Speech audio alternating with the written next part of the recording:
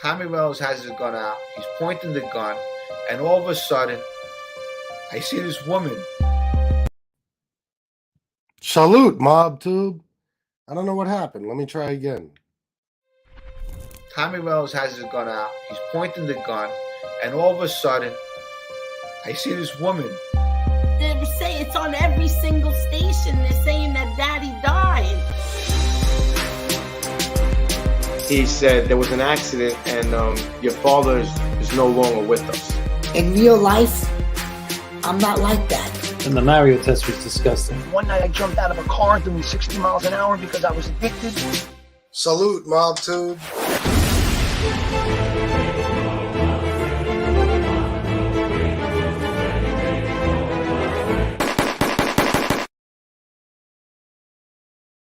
Salute, Mob Tube. So, I don't know how many of you guys watched it. The Last Gangster on ABC, Truth and Lies, I believe it was called. I suffered through it. It's not something I was looking forward to watching, and I could have done without it. Now, my mom had told me about this like 4 or 5 days ago. She called me up and she told me there's this show called The Last Gangster coming out, and it appears to have something to do with Sammy the Bull. And I wasn't really concerned about it then, and but I figured, listen, a lot of you guys are going to be watching it. Why don't I take a look and maybe do a show about it afterwards? So, of course, I sat through it. I took my my notes, of course, and I'm ready to discuss it with you guys. So we got Edward Everett, Miss Can't Be Wrong, Daddy. Welcome. I've never seen you before. Jane Turner, Neil Costantino. I'm not sure who you're talking about, Neil. Gianni Catalano. Pink Veal. Jimmy Calandra, Bath Avenue Story. Always good advice from Jimmy. Who else we got? Carlos Muniz, Brooklyn Rob 1, Bob Gray, Yankees for Life, K-Mac, Boston Red 2, Magilio Montenegra, Gary Indiana Family of LCN, Big Lou, Don Nosey Pinocchio, Joey Dimes, let me see, Gennaro Ascalise, Nitro Owens. All right, so anyway, so I watched this thing, and I'm telling you, yes, exactly, Vito, exactly, a lot of that. Yes, I'm going to get into it, and I'm going to tell you guys why I wasn't looking forward to this, and I don't care. I don't care. I'm looking at one of the comments, the fake RJ Roger. Yeah, I didn't care about this show before it took place. I really don't care about it now. I certainly would never watch it again. And I'll tell you why. Frankly, yeah, Edward Everett hit it on the head. It's the same story. We know. This is all stuff we know. There's nothing new. There's no information. The only thing new about this was the podcast thing. That's it. The whole story's been told 500 different times, 500 different ways, and they just happen to add at the end, oh, now they're beefing on podcasts. Wow, exciting. Nothing great about it. And personally, I just don't like Sammy. I especially don't like Karen. Not a fan of Gerard. And I absolutely hate Curtis Lewa. What was that? He ate the Parmesan cheese. What was he doing? What was he doing? I mean, I almost think ABC, ABC. I almost think they added that, or they left that in and they replayed it so many times because I'm starting to think they don't like um, Curtis Lewa either, and they just wanted to embarrass him. So they put the most embarrassing clip. If Curtis Lewa isn't just cringing at that scene and saying, "Why? Why did I do it?"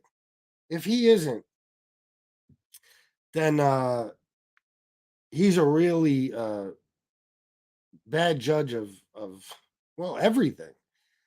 If he can't criticize himself enough to say, "Wow, I really messed up there.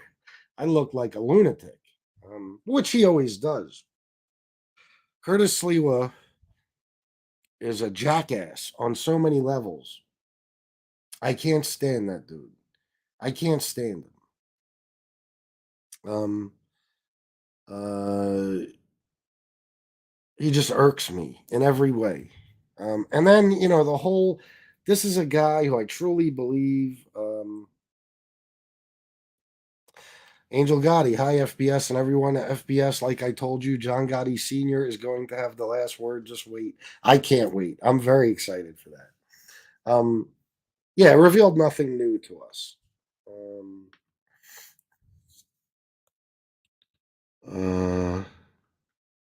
Yeah, if anything, he gave us material. Now, I, I don't like so many of the people on that show. So you know me right away with this.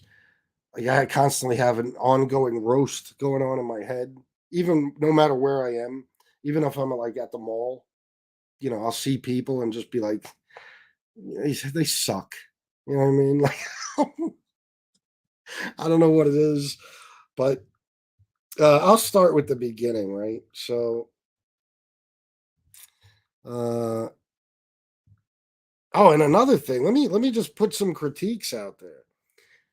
Doesn't Gerard look old? Oh my God. I mean, some of you may have seen him recently. I haven't. I still picture him as the guy, looking like the guy who he was when he got arrested in the ecstasy thing. Wow. I mean, how old could he be? Yeah, I feel you, Common Sense. And I knew it was going to be that way. Me and Common Sense were on the phone. We're both on Hulu looking for the show. And we're like, all right, yeah, let's watch this. But how old could Gerard be? I mean, yeah, he looks terrible.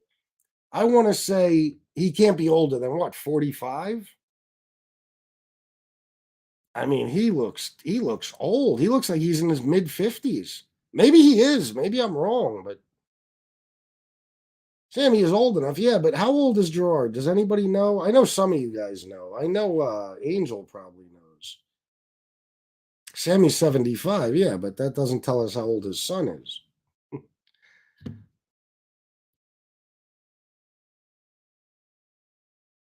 Like my dad is like 73 now and I'm 42. You know what I mean? So it doesn't always George's about 51, I think. Really?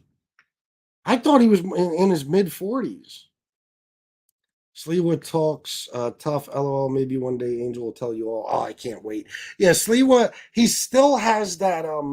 You could tell everything about him is obsessed with the mafia. Like, oh my God.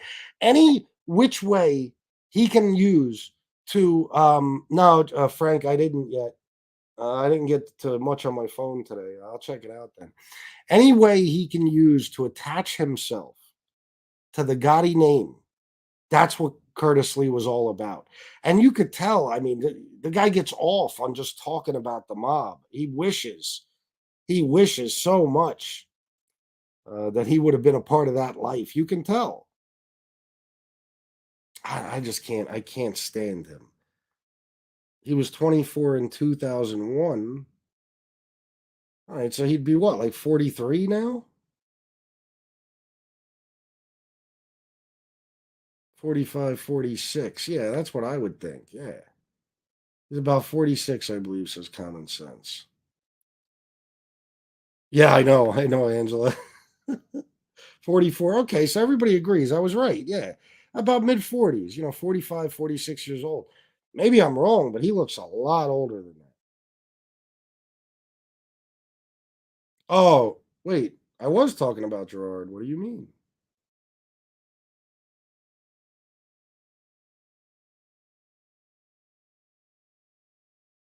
The mobsters choking on the lobsters. Yeah.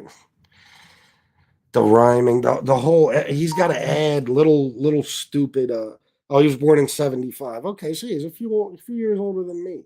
Um, the way he's got to add everything's so dramatic. Like you give him a $5 bill and Abraham Lincoln.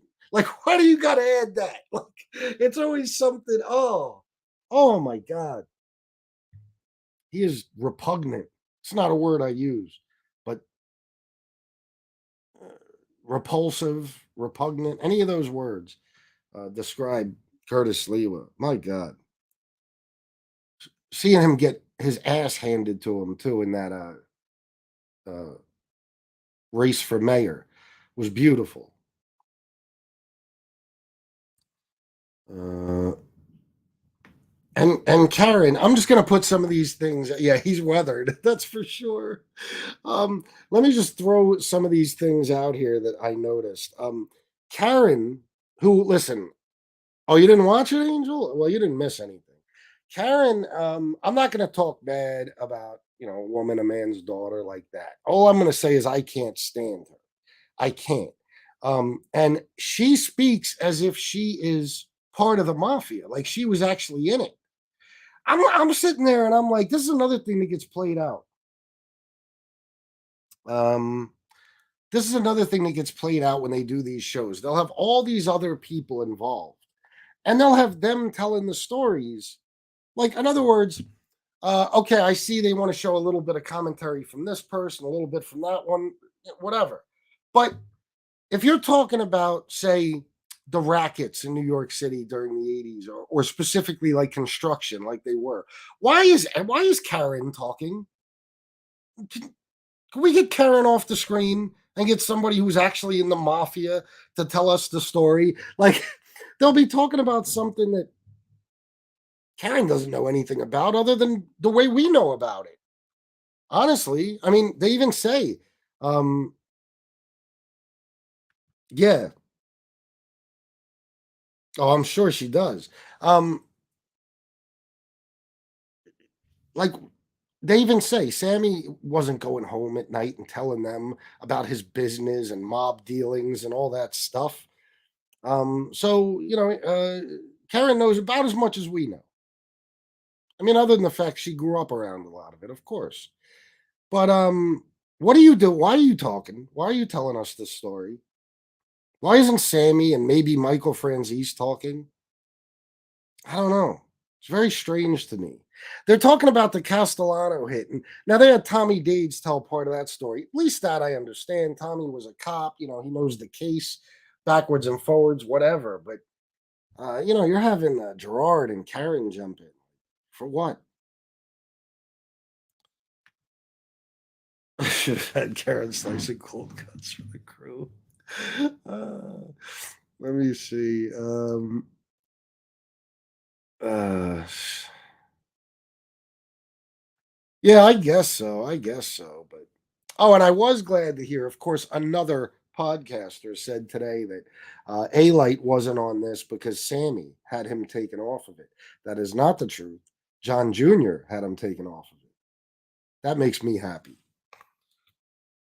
So it opens up with a little bit about the Castellano hit, just for a second, okay? And Karen, of course, claims that she knew her father was involved in the hit.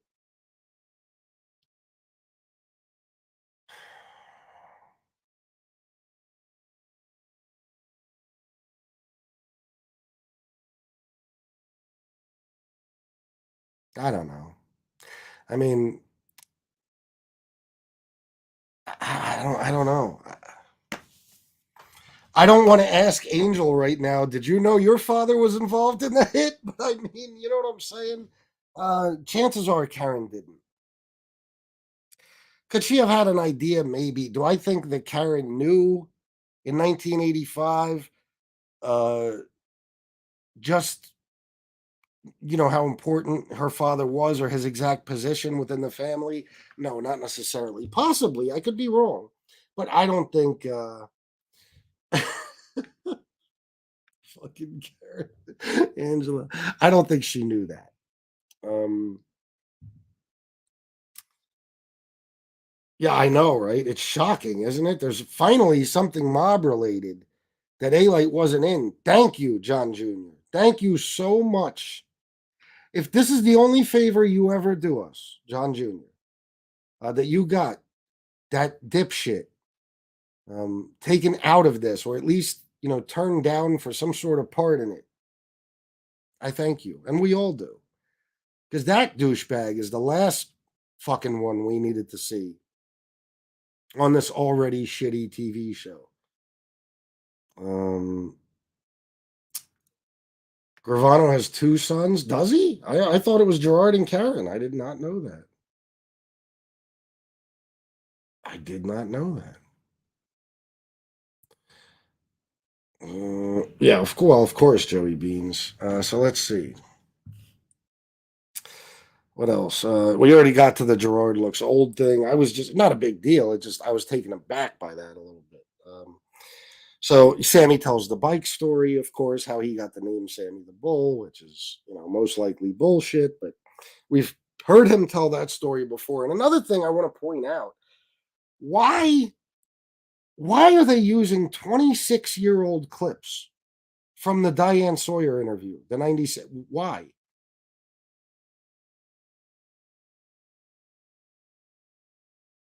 That's funny, Boston Red, too. That's very funny.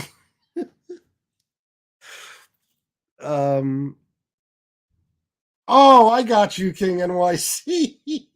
All right, I didn't know. Damn, Angel, I didn't expect that from you. I didn't know you were I didn't know you were busted on Karen. That is beautiful. That's a wow. Good job. Angel, you even threw me off. If that came from like Common Sense or somebody, I'd be like, oh, I get it. But Angel, I was like, oh, yeah, it did, Angel. It went right over our head. Good for you.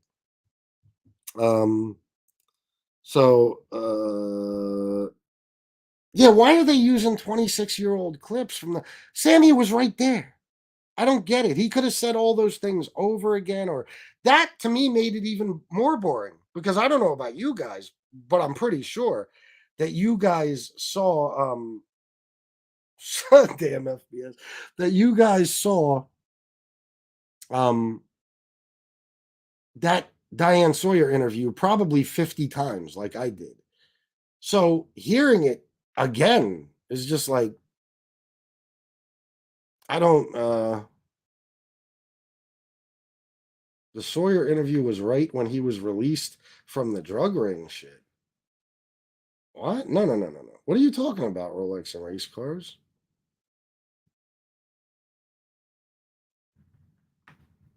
No, I get it now, Common Sense. That's what I'm saying.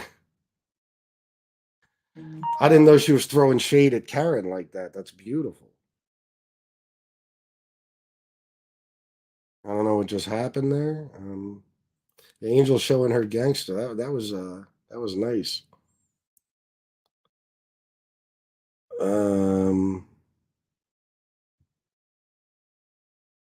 So sorry, I get lost in the comments sometimes. Common Sense is in here cracking up. Yeah, I don't really understand, but Rolex and race cars, the Diane Sawyer interview was from 1996. That was before the drug ring thing. That was before then. So anyway, why are they using clips from that? I'm like, when do they get to current Sammy? I don't understand. We know he's going to be on the show, but why are they still showing clips from? I don't know. To me, it just made it worse because it's like, okay, what did you even fuck? Why is he even on here then? Why don't we just watch that over? Like, and it's like I said, guys. I'm going to tell you the truth. I had a lot more interest in the mafia, a lot bigger interest until I started doing this. Now, I'll tell you the truth. I see mob documentaries and stuff. I don't even want to watch them anymore. It's just me. But this is a story that's been told 1,000 times in movies and everything else. So it's like, I don't know. Yeah, Sliwa was just I put a note in here. Sliwa was Sliwa because him just being a just Eesh.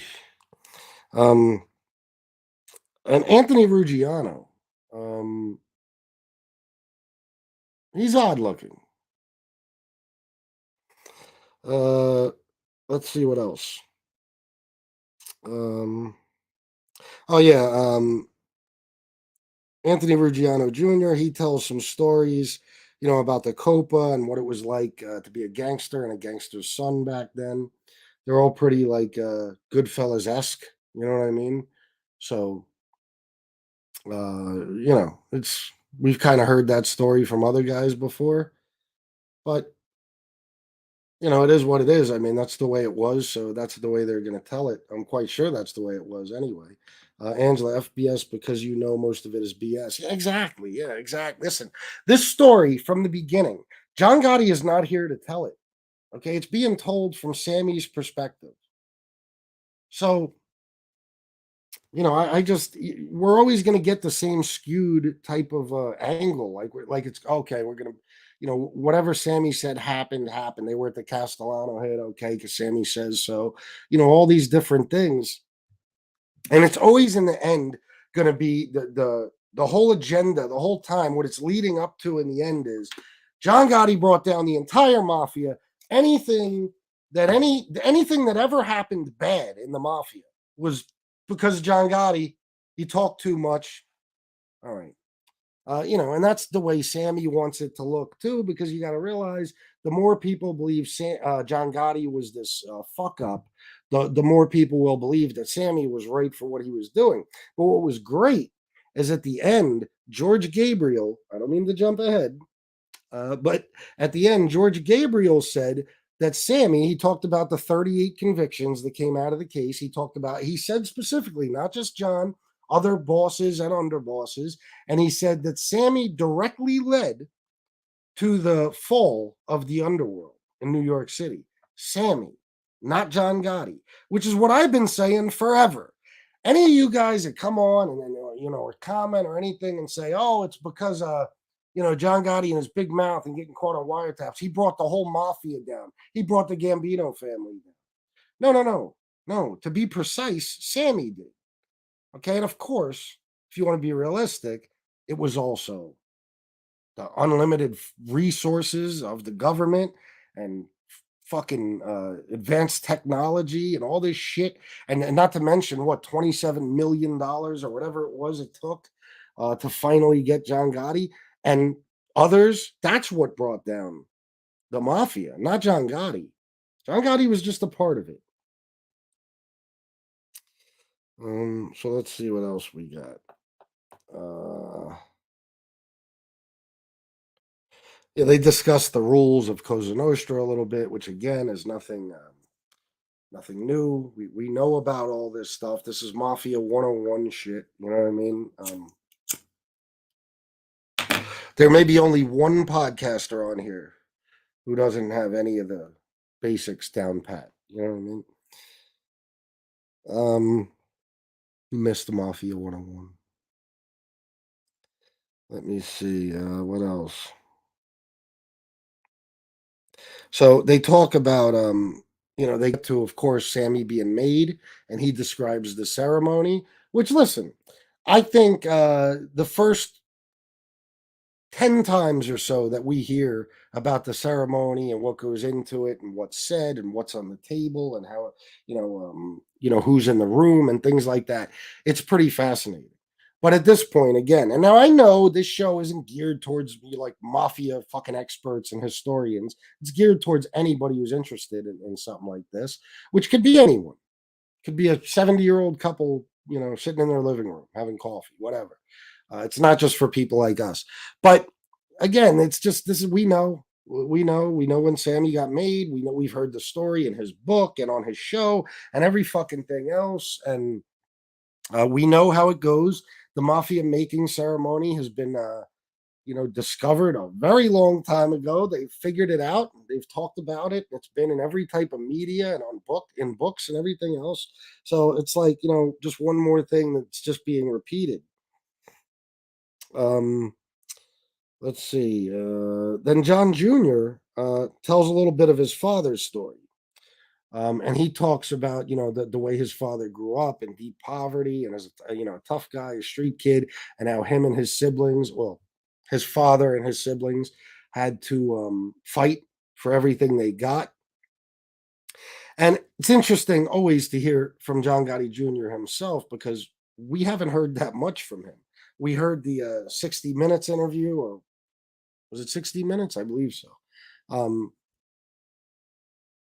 We heard what he had to say there, but see, it's always interesting for me to listen to John Jr. because if you heard Angel on my show before, she had said that John Jr. was really the only one who knew her father completely. In other words, none of the other people in that family, none of the other siblings or anything knew the mob side of it too. Whereas John Jr., he got to experience his father in all those different roles. So it's interesting to me to hear John Jr. Talk about his father at any point. I honestly wish the show would have been more of that shit. The fact that this show was about Sammy the Bull, again, I just, it irks the shit out of me. Could you imagine if the show would have just, oh, I'm sorry. We also heard from John Jr., of course, Godfather and Son and stuff, but you know what I mean. Wouldn't the show have been 1,000 times better if it was about John Jr., for example? I don't know. We know Sammy's story up and down, in and out. And that's why, listen, new mob shows, I generally would be interested, even though, like I said, I'm getting tired of it as time goes since I've been on here. But the fucking Sammy story again, come on. It's fucking played out. Let me see. What's next?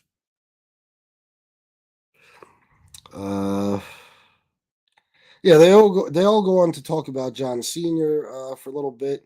They talk about the firework displays, the parties, stuff like that. Sleewood talks more shit as usual. That's no surprise. He likes to butt his head in from time to time and just leave a smart ass remark or say something that nobody cares to hear or make some dumb cringy comment like he ate the Parmesan cheese. Fucking freak. So let's see. Yeah, they should have just. I would have just personally had let Sammy talk. I'm no producer of that's for sure. I mean, I don't know what the hell I'm doing, but me just as a regular guy, if I had any say so, and yeah, no mention of Alan Kaiser, of course not, of course, yeah, never. Um, just a regular guy who sees it from his living room and says, "How would I have produced a show like this?" I would have just let Sammy tell most of the story if the show was going to be about Sammy.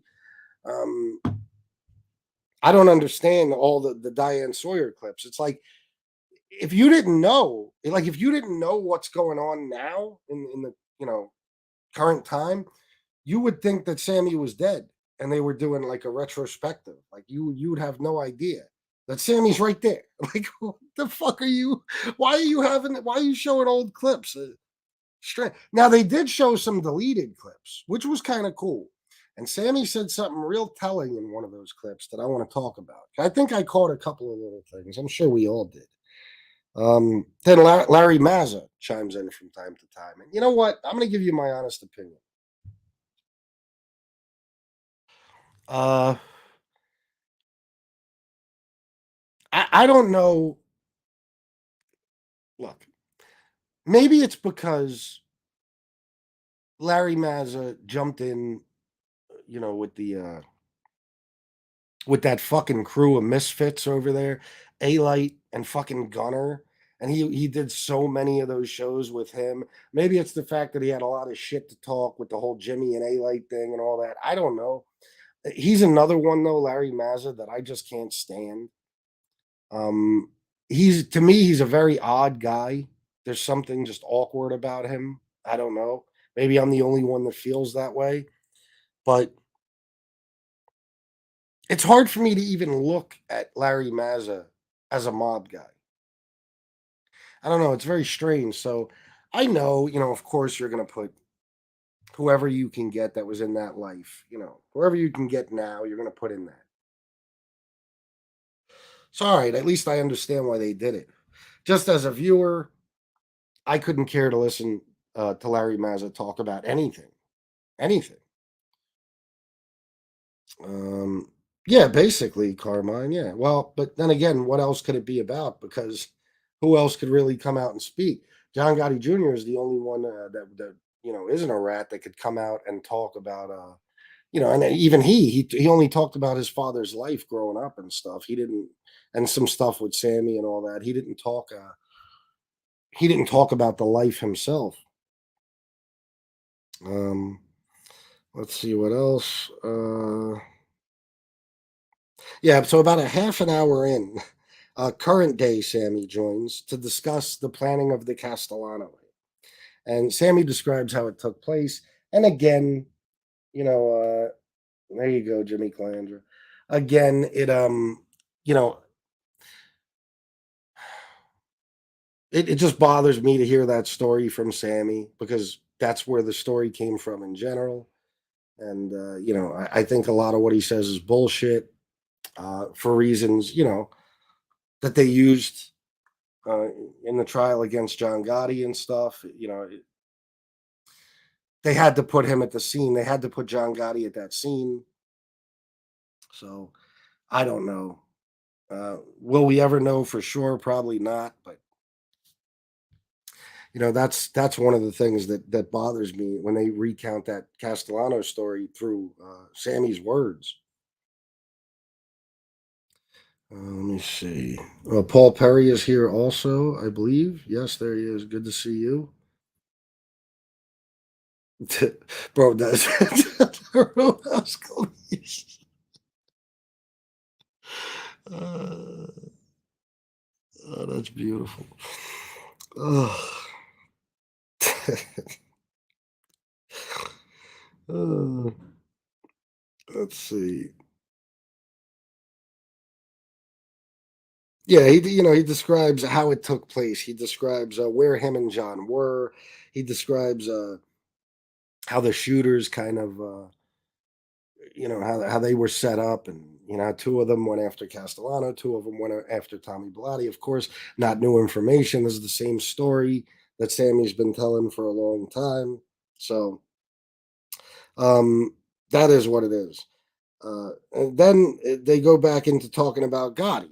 Okay, they talk about the usual things that people talk about when it comes to Gotti. They talk about his appearance and his image, his issues, like liking publicity. Oh, he loves to be in the spotlight. He loves to be in the media. He loved to. He kind of courted reporters and all that stuff. Listen, we know this. I don't think anybody can deny that. Of course, he loved being in the spotlight. John was a celebrity gangster, and I think I just don't think that's a secret to anyone. You know what I mean? It's certainly not new information. So I don't know.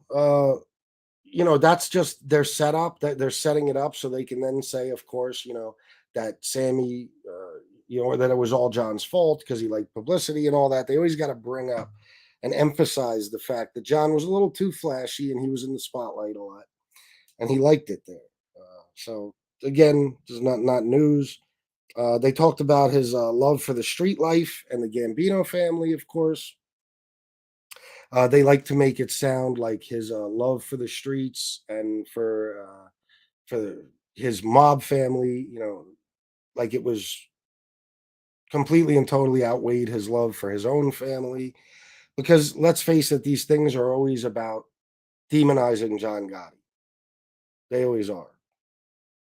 So let's see.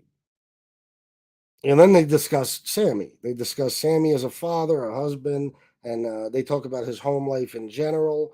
And then Sammy tells a story where he threatened to kill a neighbor because the neighbor didn't want his kids playing with Sammy's kids. And he got real gangster in the scene, and he's like, "Yeah, yeah, you think you're a good father? And what if your fucking kids didn't have one?" Which is, and I'm sure that's what he did and said. I believe it, and I'm sure the guy was fucking terrified. But it's it's like watching Johnny Dangerously. You know what I mean? For any of you who've ever seen that, hearing somebody like Sammy or anybody say lines like that is like, it's funny. It's like Michael Keaton and Johnny Dangerously. It's so cliche and so like, how would you like it if your kids didn't have a fucking father? Let's see what else. Larry Mazza. Oh, this thing. Larry Mazza.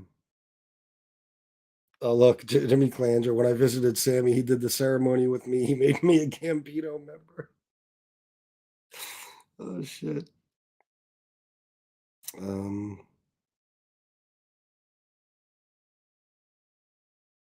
Hold on, I got a little lost here. Yeah, Larry Mazza, listen, I'm not saying the guy doesn't have a conscience. I'm not saying that he's not till this day hurt about maybe some of the, as he called it, collateral damage to his family and stuff, and, the people around him, maybe even some of the crimes he committed. And maybe he truly has genuine guilt for all those things. I can't say he doesn't. But anytime you see a guy like Larry Mazza on TV, choked up about something. You could see he started to cry a little, and I don't know about you guys, but I'm not buying it. I'm thinking, yeah, this is beautiful. This is for the camera. He must be really still trying to work with De Niro and getting some sort of movie or something, because this is acting to me. It's just my opinion. Um, let's see what else. Yeah, then they discuss, of course, Sammy as a gangster and as a businessman. Um, and this is Sammy's show basically. So, and I'm not saying Sammy wasn't a gangster or a businessman. He was, of course. But no matter how they're talking about Sammy, they seem to be painting him in this wonderful light. But he was, there's no doubt about it. The guy was an extreme both. He was an extreme gangster and a fucking hell of a businessman. He was a huge earner for the family. There's no doubt about that. So I can't, I can't say anything there, but they're always going to throw that in and make Sammy out to be this super gangster. Um, let's see. They talk about the various rackets: construction, garments, windows, gas, restaurants. Um, unions, transportation, trucking. And that's the thing. That's what, like, I did a show on that before and I talked about it. I think that was the one where I had Nadu and RJ Roger on. Yeah, he was crying things about things that he bragged about in the past. Yeah, I know. Yeah, like I said, it's not genuine. I don't take it seriously. But that's funny, Mustache Pete. But that, I talked about some of these rackets, and this is just confirmation of it. You hear these guys saying that, yeah, everything in New York, everything, whether it was a pair of jeans or a window or a fucking having a building built or transportation or trucking or any of this stuff, it was taxed by them. You know what I mean? And that tax, no matter how you look at it, it has to. The only way it works for anybody in business at the time is that tax has to be passed down to the customer. So that's why I was saying when I was having the argument, were these guys good for their neighborhoods and stuff? When it comes down to it, they weren't good for. Thank you, Miss Can't Be Wrong. They weren't good for society in general. Of course, this was a. It wasn't good to have them around. They protected neighborhoods to an extent and stuff like that, but let's face it, when it comes down to it, the negative impacts of, the mafia being active in the street is, far outweighs the positive. Let's see what else. Oh, yeah, Sammy, of course. He justifies his murders yet again. Karen, uh, Karen, I already mentioned this earlier. She yaps and yaps about things that we don't really want to hear her talking about. We'd rather hear it from anyone but Karen. They discussed the Louis Melito murder. Um, and then the Sliwa part. He's a rat. He ate the Parmesan cheese. You fucking lunatic. So they discussed the Louis Melito murder, and of course, Sammy's still, they showed some old clips and stuff from Diane Sawyer, and he talks about how just hurt he was by having to do it. Again, I'm not buying it. Do I think that it bothered him to kill Louis Melito? Probably a little bit, but it probably wasn't a big, I don't think it weighed on him too heavily, I guess I'm trying to say. Jimmy Clandra, Bath Avenue Star. I think it's all old news. I rather talk about Al Capone, Three Finger Brown, Louis Lepke, Albert Anastasia, Dutch Schultz, Carlo Gambino, etc. Me too, actually. But I figured I'd do a little after show about this since I know a lot of people watched it. So let's see what else. Yeah, I put in all capitals here. I fucking hate Curtis Sliwa because I do. I hate him. Karen appears to think, I already said this, that she herself was in the mafia. They do, of course, the Godfather comparison, which they do that a few times throughout the show. Oh, God, I can't stand that. When they take whatever the mob guy is talking about and they try to relate it to a specific scene or part in The Godfather. Ugh. And then Gerard says, wait a minute, let me make sure. Yeah, that's what yeah. Gerard says he knows his father killed a few people. I think he says that a couple of times throughout the thing. He says, I know my father killed a few people, but as far as I was concerned, they deserved it. Now, I know what he's saying. He's saying because his father did it, and maybe he was just starting to learn about the life and stuff, the way he saw it, if his father did it, they must have deserved it. All right, fine. But in a way, it's kind of telling, right? Like, let's wonder to ourselves, because we know that a lot of these mob guys, they, they had sons that followed in their footsteps and were killers too. So I don't know. I hear something like that from Sammy the Bull's son, and I think he probably still feels that way. You know what I mean? There's just like when you hear Gas Pipe and Sammy himself say, I didn't feel a thing. I didn't think about it. You know what I mean? Like, I don't feel bad for the family. I don't feel bad for anyone. It sounds like Gerard has that mentality and that way of thinking. Angel Gotti, my brother talked about Alan Kaiser and they cut it out. Joy Faraci spoke to them, but they left her out as well. That's sickening. Angela says Gerard is a moron. R.I.P. Alan Kaiser. Oh, please don't do this to me right now. I'm begging. Wait a minute, guys. All right. Yeah, let me put that up.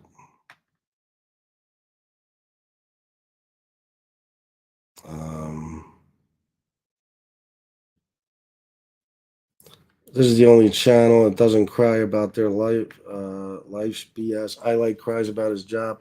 Lee can't pronounce the English language, etc., etc. This is true. Gerard has a big bull tattooed on his stomach. FBS. See, I mean, listen. One thing you take from this is that those fucking kids are still, till this day, so concerned with impressing daddy. It's borders on creepy. I know everybody wants to impress their father, but it's a little fucking weird. I'm not gonna lie. And I think I have some examples in here. Yeah, it just showed me Gerard saying that just kind of showed me that, maybe the apple, doesn't fall far from the tree. Maybe his son, maybe if Gerard, if Sammy was on the street longer and Gerard really got into that life, maybe he would have been just like Sammy. Who knows? Like I said, they showed a couple deleted clips from Diane Sawyer interview. And when asked, this wasn't in the original Diane Sawyer interview. And this was actually interesting. They asked Sammy, because Sammy was talking about how when I was given the order to kill, that was my job. And if I didn't kill, I'd be killed. And I'm not trading my life for yours. Okay. They asked him, what if you were told to kill your son? Now, his first response, and that's what I always go with, is the first response. He says, I probably would have fought on that one. Now, listen, maybe I'm making too much of it, guys. But if I'm asked that question, probably, the word probably isn't going to be anywhere in my response. He then goes on to say, no, I would have died with my son. I would have died with him if that would. Okay. But at first you said I probably would have fought on that one. So I listen, these are just things I notice, and maybe I make too much of them. Uh, yeah, he says no way would he kill his son. Then, of course, they go into discussing Gotti's mistakes and what perceived like shortcomings, and even Karen jumps in to blame Gotti, like I said, for everything bad that ever happened to the mafia. It's all Gotti's fault. Larry Mazza, this guy, he talks like John Gotti was reckless, even though Larry Mazza was right next to a fucking rat for how many years, and then became one himself. So to hear him talk about John Gotti being reckless, come on, because he got caught on some tapes, which every mob guy eventually gets caught on some tapes. So that was funny to me.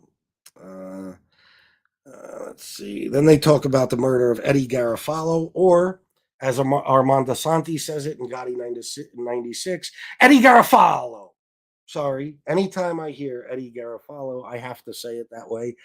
Shanna looked at me like I was out of my fucking mind, when out of nowhere I burst out and said, Eddie Garofalo. And then I had to explain to her why I did that. So they talk about that and the reason behind it. And Eddie Garofalo's daughter talks about how they were willing to allow Sammy out with a slap on the wrist, basically, in order to get John Gotti, which, of course, that's, I think, one of the biggest travesties ever in the history of our fucking so-called justice system. And they talk about the verdict. Okay, they go on to the 38 conviction thing, 38 convictions.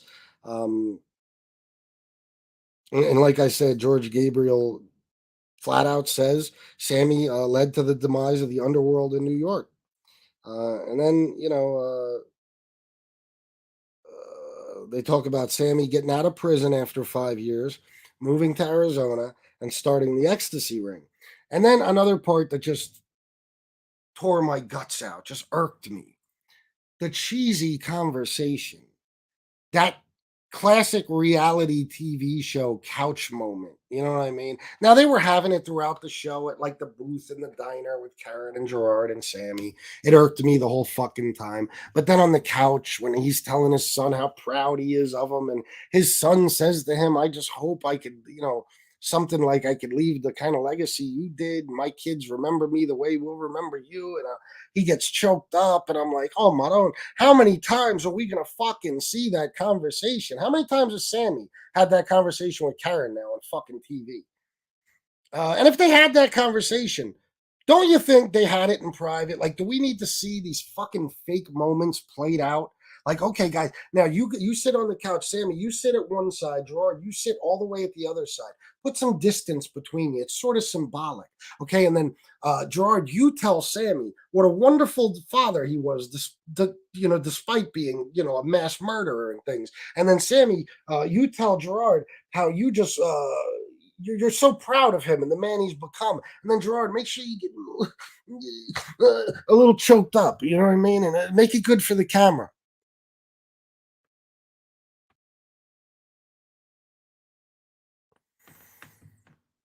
Disgustia. Oh, shit. Let me see. What else we got here?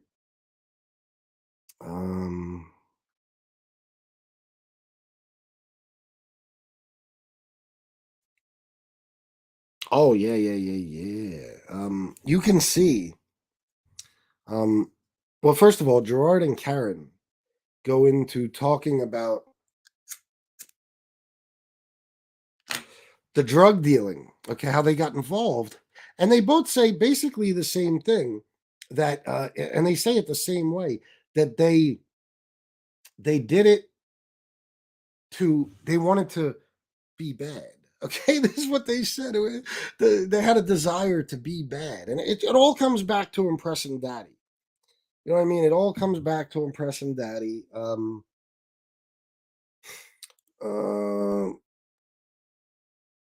You could tell, and like I said, I understand. Everybody wants their father to be proud of them. I understand. And in that family, Sammy was a bad guy, so okay, they wanted to do bad things too. I mean, listen, you're raised around that lifestyle. You're moved to Arizona. You're a big fish in a small pond, so to speak. You're, Sammy Gravano's kids, whatever. You see this opportunity to kind of become a gangster on your own. A lot of kids probably would have done it. I'm not gonna lie, but to just see, when they say things like, being bad and just, you could tell how hard they were trying to get involved in something. If it wasn't an ecstasy ring, it would have been a fucking car theft ring or some shit. They would have been involved with anything to impress daddy, which is sad. It actually is sad because,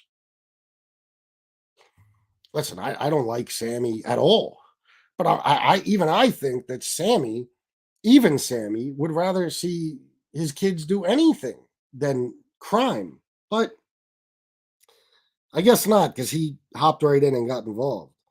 Um, yeah, and I want to point this out. Sammy, and I think one of the people on the show mentioned this.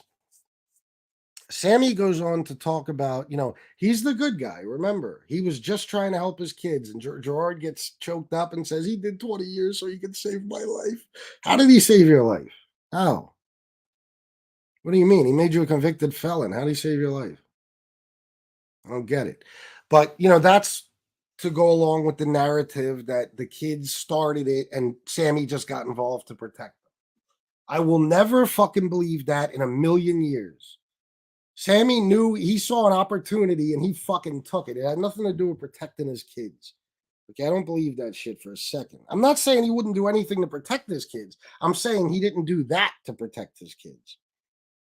But it's funny because it was the same way,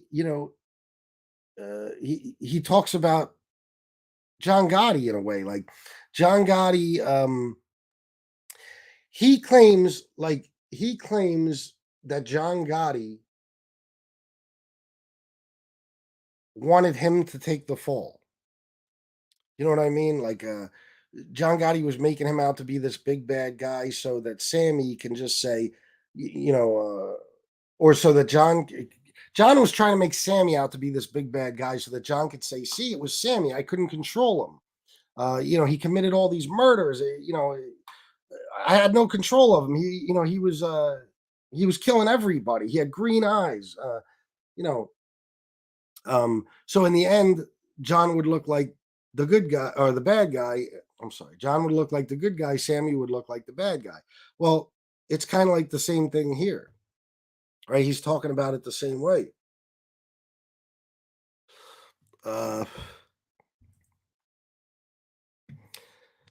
He's basically saying, that he did this just to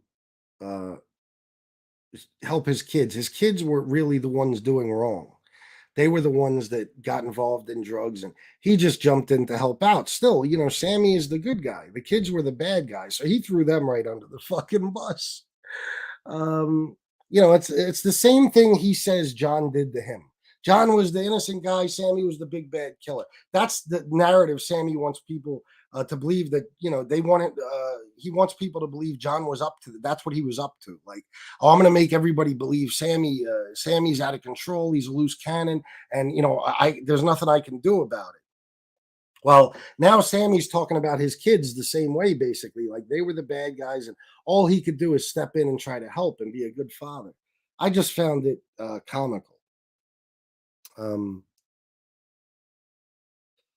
Let's see. What else?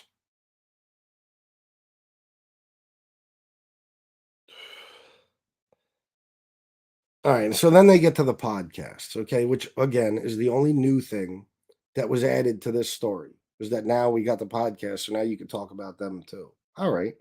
So they talked about the podcasts. They talked about Michael Franzese and Sammy beefing with each other, and instead of doing it on the street with guns, now they do it back and forth on each other's podcast. That's pretty much what the whole fucking thing led up to. That's, that's the only new thing anybody's going to take from it. And for like people like us, it's not new. For fucking 1 million subscribers between them that fucking Sammy and Franzese have, that's nothing new. They're all already aware of that. So I don't know. I don't know who the show is directed what demographic it was directed at or what. But um, and then at the end they do what they always do. They basically show all these mob guys talk as if they really they have them act as if, or well, the guys do it on their own, but they always talk. The mob guys at the end of any of these shows talk about it. You've heard Sammy do it a million times. How the life was so bad, and if only I had known then. And we all know deep down that any of these fucking guys, if you could tell Sammy, I'll take you back in time right now, and you and John and Frank Lacasio never caught the case, you could be right back in the life knowing everything you know now about it. Sammy would jump on that shit. He would fucking jump on it. There wouldn't even be a second's hesitation. He would do it. We all know that. But they have them act as if, you heard Sammy say it. Oh man, if I knew then what I knew now, and the life is such a miserable thing, and there's so much treachery, and I didn't see it this way then.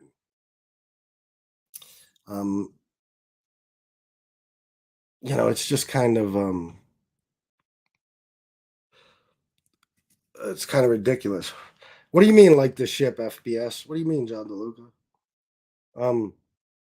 But that's what they always do. That's how Sammy. That's what he wants you to believe, is that look, he just didn't know. He was just like an innocent victim of this life. He didn't know what it was really like. He didn't know about the treachery. He didn't know, how brutal it was. And if he would have known, back then, he would have never been involved. You know what I mean? Like, yeah, okay, all right. After 2 hours of you talking about what a great fucking life it was, they all do it. Oh, listen, if only I would have known. Oh, I know what you're talking about, John DeLuca. I got you. If only they would have known. They would have never gotten involved to begin with. Listen, the allure of that life, especially back then, was so strong. I think it was so appealing to people that it wouldn't have mattered. You think they didn't know? Look at like Jimmy and his friends. They saw the treachery. They saw the murders left and right. They saw best friends kill other best friends. They still wanted to be in it because it's so fucking appealing, especially to young people. So, and then once you get involved, I mean, you're treated like a, listen, one of the best lines in Goodfellas, it was when he says we were treated like movie stars with muscle. How many people get to experience that in life? Not many. So they wouldn't, they would have still done the same thing. And that's the problem now, right? Is that now you got all these guys, even though the life isn't the same, they're not being treated the same with the deference and all that these guys were back then. But now they know, holy shit, not only can I jump headfirst into that fucking life, but if I at least survive it, even if I get locked up, I could just tell on some fucking buddy or a number of people and boom. I'm out scot-free. I can hop on YouTube and make tens of thousands of fucking dollars a month legitimately sitting in my fucking man cave or whatever telling stories. So, I think sadly it's almost more appealing now. It's just that most of the perks aren't there. It's just that in the end, unless you're killed in the street, which doesn't happen anymore either, there's no real consequences to face. So that's my rant on the show. I hope everybody enjoyed it. I'm not done yet. There's 212 people in here. I'm going to talk to you guys for a while, read some comments from you. Tell me what you think.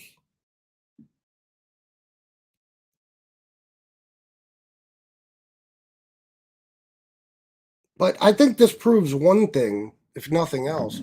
We need more. We need new stuff. I want to hear new stories. We need more documentaries on different mob things, new mob movies about different crews, different gangsters, stuff like that.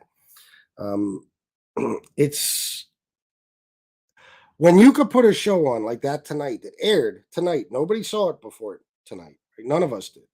And we could basically recite the show word for word while it takes place. Then why even do it to begin with? There's so many other mob stories you could be doing. I would have rather listened to a fucking TV show about Sonny Black or somebody. You know what I mean? Tom Sheehy. Thank you very much. Thank you very much for that Cash App. I appreciate you, my friend. Very kind of you. Thank you.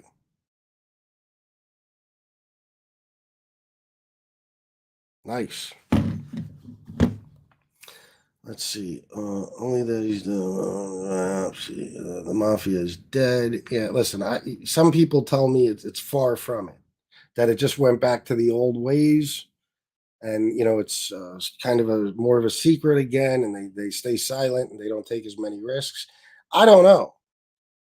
You never want to be the one to say the mafia is dead. At least not if you're in my position. But I think the way it was, yeah, I that's gone. All that shit that we saw in the movies, all that stuff that let's get Mikey FBS. I got it. Yeah, that's what yeah. Tom Sheehy. I got it. Nice one. Let's get Mikey. That stuff that we saw in the movies and the stuff like Anthony Ruggiano Jr. was describing tonight and stuff. I don't think that's gone. I think those days are gone. And as far as we can see, from our perspective, the average citizen, it certainly looks dead. The mafia. I mean, you're not hearing about gangland murders. You're not hearing about any of that type of stuff. Now, that's one thing you can't avoid, right? Like the mob could certainly not have celebrity gangsters anymore. But if things are going on, especially with surveillance and stuff, I mean, you're gonna hear about it. They're gonna be talking about, the guys that are involved. And we don't hear about anything. So I don't know. Either they're doing it really, really well, or they're just not doing much at all anymore. Should reach out to Mickey Featherstone. I'd kill for a fucking interview with Mickey Featherstone.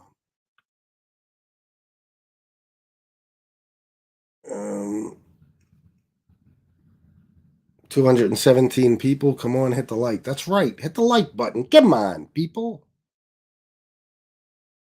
Come on, people. All the action is in Canada now. There's definitely a lot going on there. The Mikey joke, he did a thing one time. His first video ever was of Tony Pizza sitting in his car collecting cash apps. And every time he collected cash app, he'd say, I got it. So now that I got this cash app from Thomas Sheehy, he said, I got it. John DeLuca says they talk in sign language now. I wouldn't be surprised. FBS, put out the fucking cigarette and go see a doctor. That's a good scene from Gotti 96. Hit the like button, please. 211 and only 10 likes. Come on, guys. What? It's only 10 likes. How dare you? FBS, we need to prick your index finger. You'll be inducted into the YouTube mafia family. Yeah, you know what? Sometimes it seems like people treat this like it's a mafia. It's very strange. Different crews and shit. It's like, what are we doing here? What's going on? What's going on that I don't know about? Oh God, here we go with this bullshit. Yeah, let's talk politics. That's a good idea.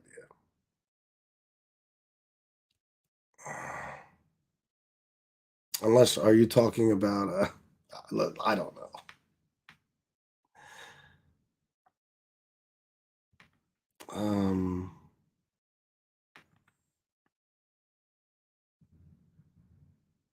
Yeah, maybe they are. I don't know. Not much going on. Arthur Ave versus 25 years ago. Back then, numbers were in the open. You mean members? Social clubs in the open, saw people collecting in the open. Yeah, well, that's the thing now. How much can they even do? I mean, can you fucking imagine? Like, they're gonna be recorded, whether it's video, audio. I mean, if you're involved in any kind of mob family now, you already know your whole entire life is going to be on tape, whether it's in your car, at a restaurant table. And, they don't really have social clubs anymore, but wherever they hang out, what's the fucking point? I mean, anybody Any guy could go just be a drug dealer or something and probably make way more money than they would ever make in the mob. And they wouldn't be under a fucking tenth as much scrutiny if they're smart. So I don't know. Let's see. Oh, okay. Nightmare 1503. Yeah, I watched it on Hulu, but I got that Hulu Live shit, so I could stream whatever's on when it's on. I also pay like $70 a month. Just saying. Yeah, it is. It is. Especially that type of criminal. Like I'll always say, I will truly always believe that the mafia, Italian organized crime, whatever you want to call it, is going to be a priority. Maybe not the number one priority, but a major priority of the FBI.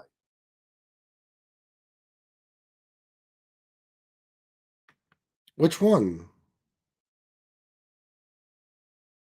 What are you talking about, Eric? Eric, what do you mean?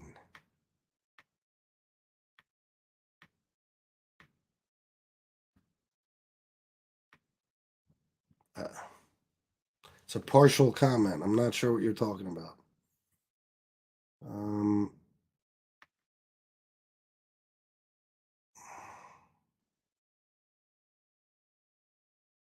Hold on, what's the conversation going on in here? I got 200 people.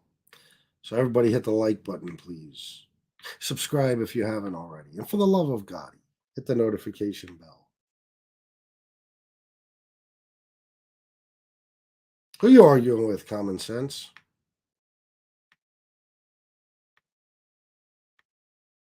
You do know he is the lawyer for the Lodrago crime family, right?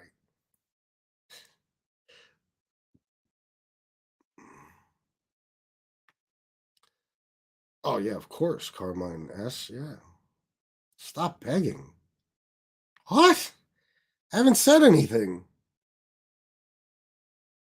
See, I get accused of it anyway. So, all right, yeah, everybody, do me a favor. Send me some super chats, please, because Moses says I'm already begging. So, fuck it. I might as well try to encourage some people. Gennaro Ascalise, we are all being recorded now unless their piece of time foul over the cam. What? The fuck does that say? We were all being foul over the cam. Wow, I have no idea what that means. FBS, how is it that Chin Gigante was never ever caught on tape, unlike John Gotti, who never passed a mirror he didn't like? Listen, it's been done. Of course, when I said that earlier, I didn't mean never ever, but the majority of major bosses and shit have been caught on tape. Chin Gigante was extremely intelligent. That we already know that. He ran his a very tight fucking ship when it came to the Genovese family. I mean, he had strict fucking rules in place. They were smart. They, members didn't even know who was captains and bosses and under or bosses. But you know what I'm saying? Captains, what position people were in, administration, stuff like that. They had it that way. So that even members within the family didn't know who everybody else was. So you got to give them credit, of course. But how many like the Chin is there? I mean, who Carlo Gambino? I mean, there's a lot of guys way further back in the day, but most gangsters around that time, the time of Gotti and stuff, and later on, the late 80s and from then on, how the fuck could you not get caught on a tape? The hell did I just do?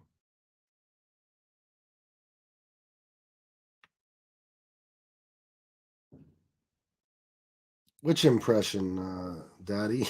I can't listen. You got to change your name. I'm not addressing anybody as Daddy. From now on, I'll call you Pops. How's that sound? What did Angel do? What did I miss? Is Chicago Muscle blocked? Son of a bitch. Ah, there you go, Angel Gotti. Yes. Very good. The Mirrors loved him back. Yeah. Angel is on a roll tonight. First the Karen comment, now that. I'm proud of you, Angel. Let me try to unblock Chicago Muscle. All right. It's not letting me do anything. Why not? I feel like living the way Vincent did for all those years legitimately made him crazy. I don't think he ever left New York. No. Yeah, I mean, that's why I say I'm not. I don't take that much interest in the Chin story. You know, was he definitely highly intelligent and cunning? Absolutely. But I'll just never understand. I mean, if you're going to live that life anyway and die in prison, which he did, I mean, he had the same outcome as any of the rest of them, then I don't know. Me personally, I'd rather live like John Gotti any day over Chin Gigante, even if I got a lot less time on the street doing it. I don't know. I mean, I guess if it's all about money, then yeah, it's worth it. How is it possible that I still have hundreds of people blocked? Don't get mad at me, guys, but I'm going to start unblocking people right now. And I got to try to find Chicago Muscle. I wish he would send me his link and save me time and heartache right now, so I could just unblock him in a split second.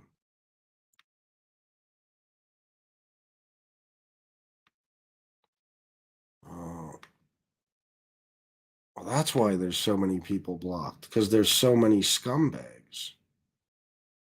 Let me see. Wait a minute. Bear with me, folks.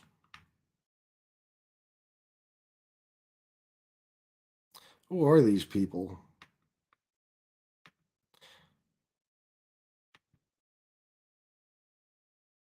I'm releasing some people here.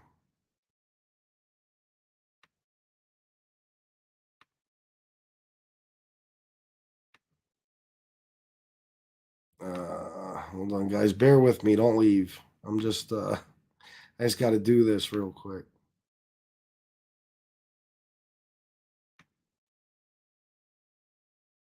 Damn, I don't even know.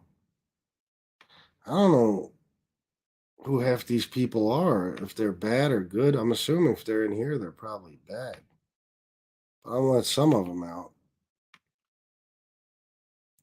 Is this Bofa? Is he Spooky Ghost now? It looks like his stupid little fucking avatar.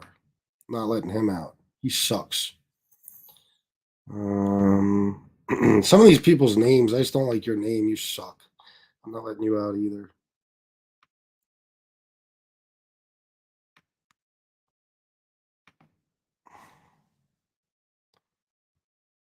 Yeah, some of these guys you just know right off the bat are bad people. Like I'll remember some of their bullshit they pulled in here.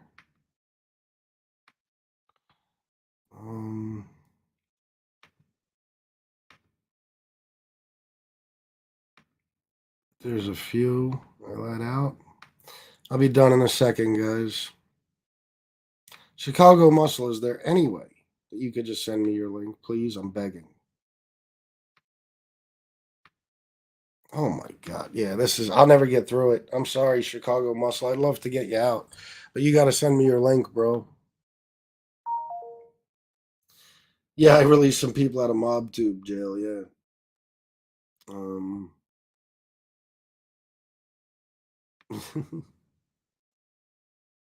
My friend, who is a retired FBI agent, said Chin was regarded as the foxiest and shrewdest of all the bosses. Yeah, there's no doubt about that. I think that would be agreed upon by most people.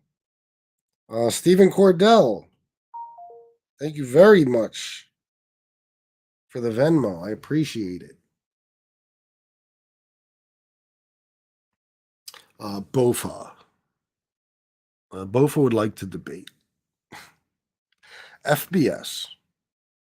Why did you block me?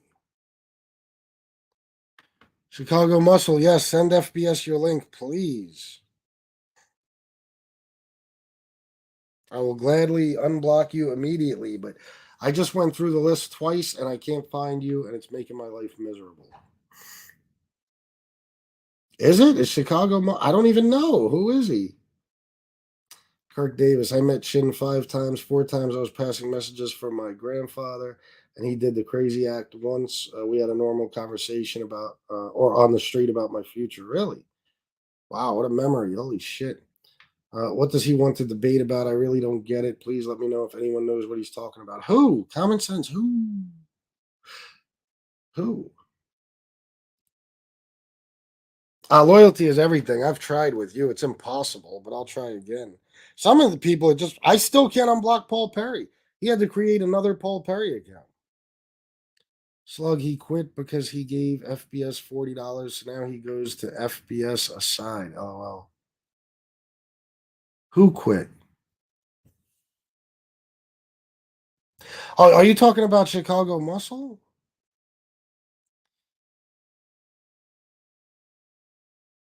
All right, looking for the truth. I got your thing. I'll try it, but I already know. No,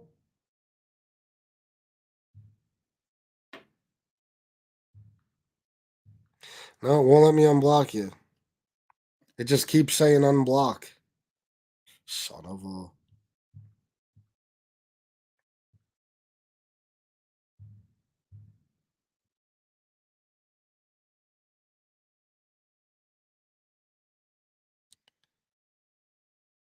Oh, Balfa wants to debate you. Balfa just wants to get on the show with you and FBS. Yes, absolutely. Chicago Muscle is straight. Yeah, I don't know, guys. I would love to let him out, but it doesn't seem possible. So I'm gonna get to. I want you guys to tell me. Well, it's up to you. I mean, I don't know if there's anything to tell, but I'm curious about what your guys' impression of this fucking stupid show was. Because maybe I'm wrong. Maybe it's just my. I don't know. Maybe it's some sort of bias or something. I think it was fucking terrible and boring and completely and totally unnecessary. And I think that I'm going to be honest with you here. Maybe Sammy the Bull isn't the guy to make more famous. You know what I mean? Like, what are we doing this for? The guy's making a fucking fortune, which, okay, fine, more power to him. But we really want to throw some more money in his pocket, like, and put him on TV on yet another show. Oh, Chicago Muscle, I think I got you. I think you're unblocked. And make him more of a celebrity. I don't know, man. It's weird who becomes the heroes and who becomes the villains. Can I unblock everyone if I wanted to? I don't know. But I know that some of these guys, this is what happens, guys. Like loyalty is everything. I can't find, he's not on the blocked list. So I asked him to send me his link and I can't unblock him. For some reason, if you're not on that blocked list, I don't know if YouTube banished you. I don't know why, but they will not allow me to unblock you. Give me 1 second, guys.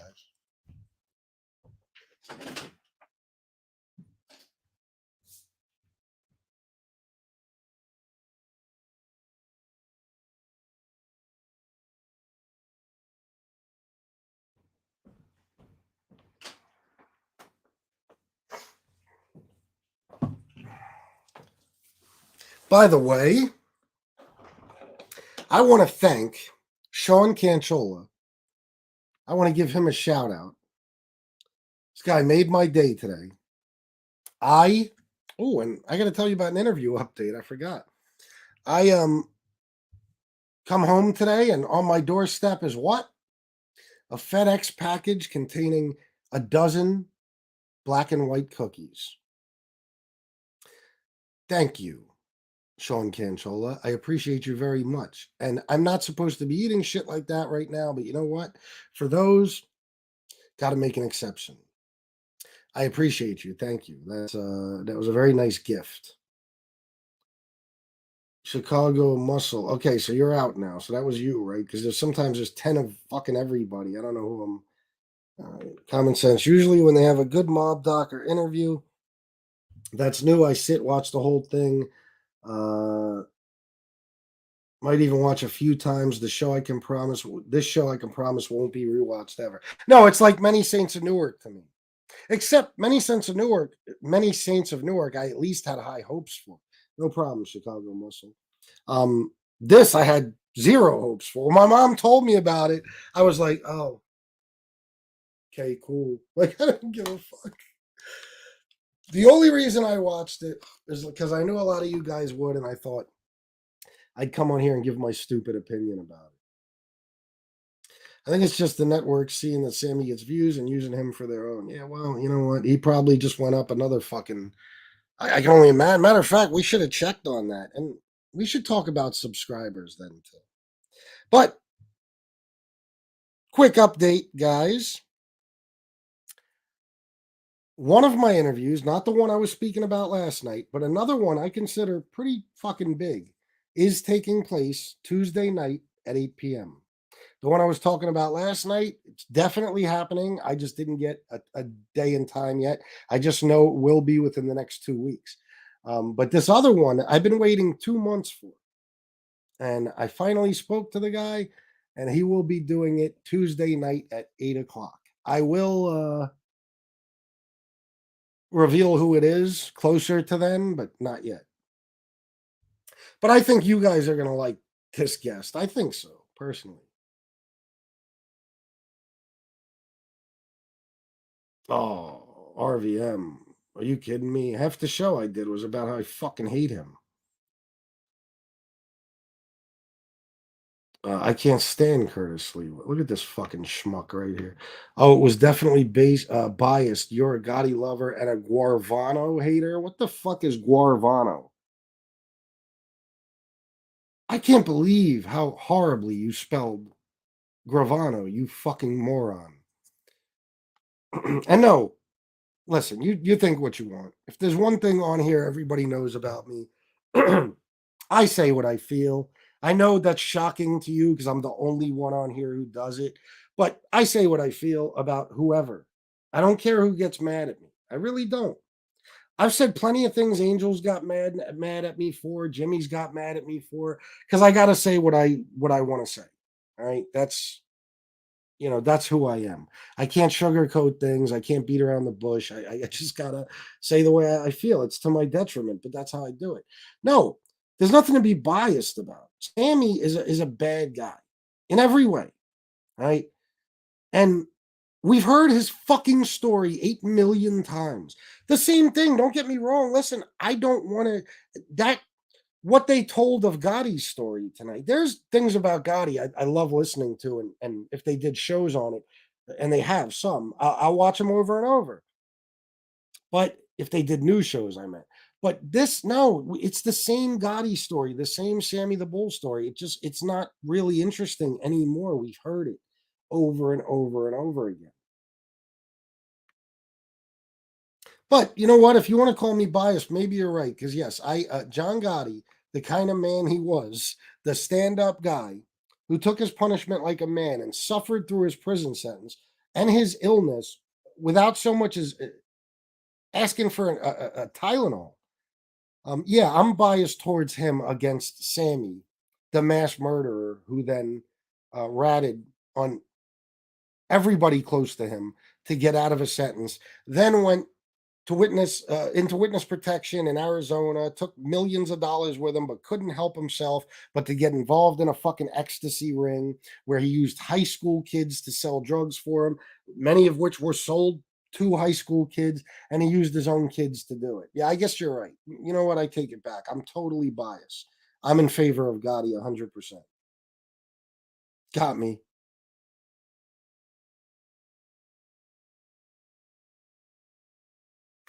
Yeah, I don't know. Me and Common Sense were on the phone trying to figure it out. I'm assuming he found it the same way I did when we got off, but I found it on Hulu Live. I had to put in what's it called, Truth or Lies, The Last Gangster. What was the end result? I'm not really sure what truth or lies were revealed or exposed or concluded. I don't know. I'm not sure what was accomplished. Biased, yes.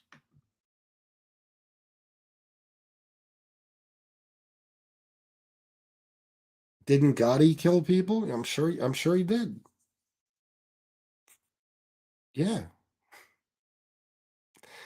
It's one of the things I mentioned about Sammy. That was just one of many. he was a mass murderer. I never said John Gotti didn't kill people. FBS, seriously, nothing was accomplished. No.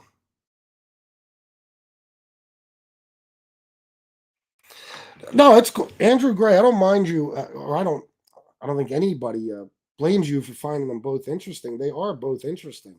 But yeah, he was right to an extent. I'm biased. I take the side of the stand-up guy over Sammy. I take the side of John Gotti. For sure. And I did since fucking I was 12 years old.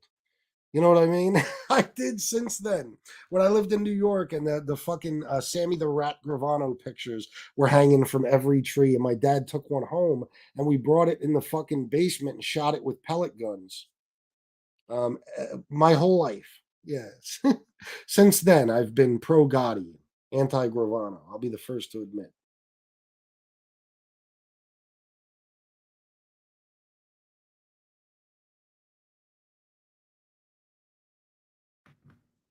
I'll give you that, Jack. I'll give you that.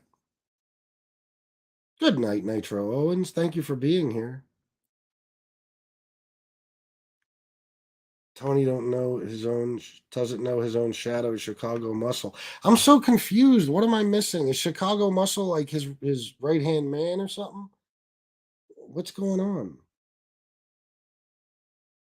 I think Messino confirmed that Gotti whacked someone. Yeah, I mean, I'd be shocked if he didn't, wouldn't you?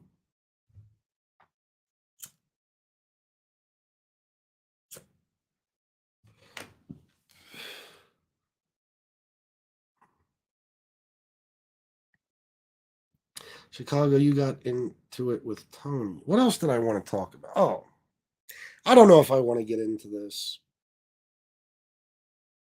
I don't know if I should or not.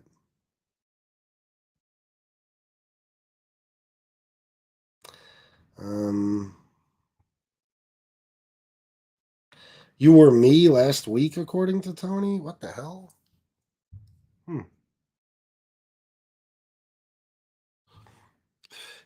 Should I get into the Gunsmoke? Where are you? Are you at work, you fuck? Ugh.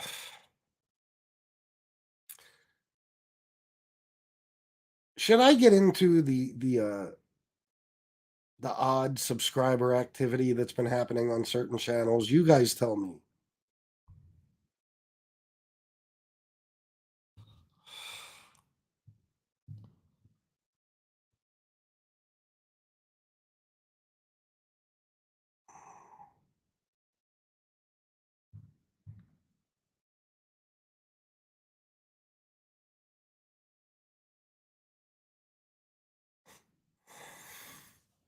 Yes, okay. All right. Listen. No, I don't believe it's bots because they'd remove bots. Hold on. FBS LMAO, it's all messed up. Ask Angel, she knows I'm good. I come in peace. All right, cool. That's good. You're good with me then. All right, so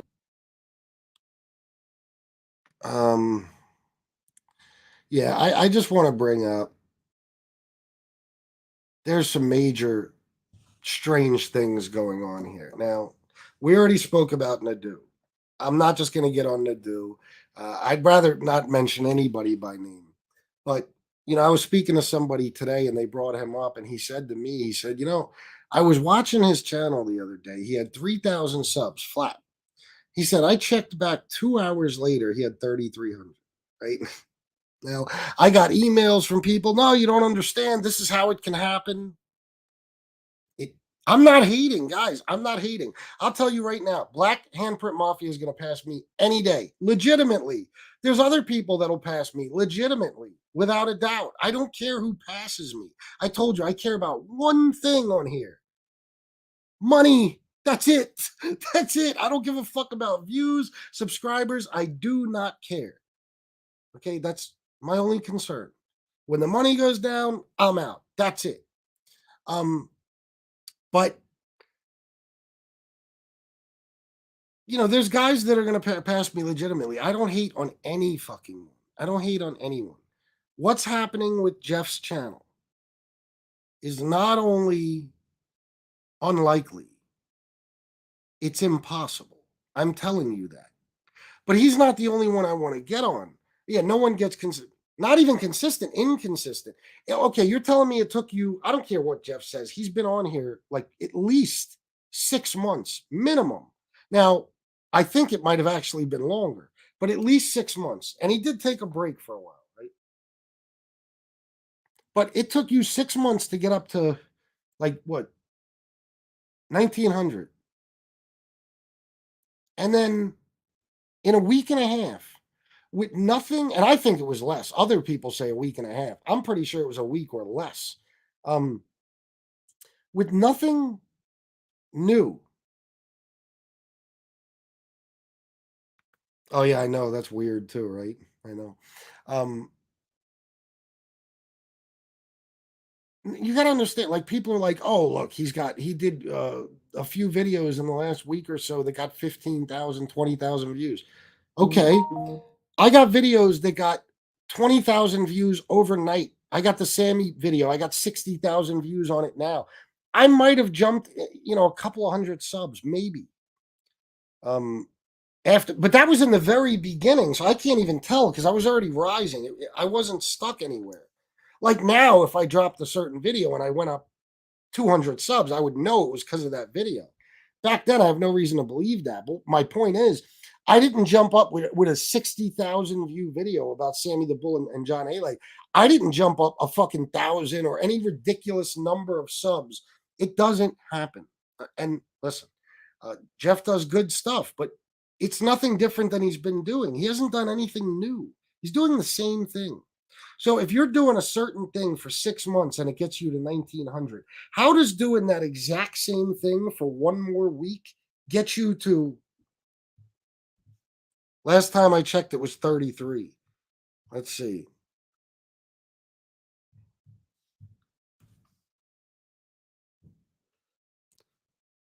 And that was a couple of hours ago. 3,420. Come on. How does that happen? That can't happen. And I know they were like, oh, he had a show with a guy that went to jail he was in jail with Persico. Yeah, I watched it. It was all right. Nobody cares about a guy who was in jail with anyone. If you brought Carmine Persico back from the dead, I could see you getting that number of subs that quickly. That's about it. Now, so I started to really think about this. When you guys brought it to my attention and said that he went up 1,000 subs in a few days, I was like, what? So I saw something else that made me a little suspicious on another channel. So I really looked into it yesterday, and I found out that there is a number of companies where you can buy real subscribers. Now, when I say real subscribers, I mean not bots, people. Yeah, he didn't jump 300, bro. He jumped in the last week. He jumped almost 2,000 subs in 1 week. He jumped 300 subs today. Like, which is another thing that don't happen unless you're brand fucking new and people are just finding out about you. Oh yeah, I'll give you an example. For all the people that are like, no, it's legit, man. He did some really good shows. Okay. Tom had Sammy the Bull fucking Gravano on. Biggest you can get on here. I think we all agree. Only other one as big is Michael Franzese. Okay. He got 69,000 views and he hasn't gone up 200 subs in over a week. Okay. I'm getting this is a fact right here. He hasn't gone up 200 subs in over a week. And he had Sammy the Bull Gravano on. 2 nights ago, Nadu had like 2,710. Now he's got almost 3,500. Now, I wouldn't care, except for the fact that it is a little irritating, right? Like, so many of us are on here legit. And we work and do whatever we got to do and, do, numerous shows and try to do different things and reach out to people and do social media stuff, whatever.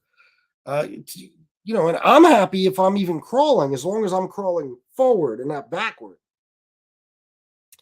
But you take a guy like RJ Roger. I've watched this dude's show from the beginning. That's my boy. I love that dude. I talk to him and stuff. This is a guy who there's no doubt. You can look at the views on his videos. You can look at how well he does them, how knowledgeable he is, and how he's progressed.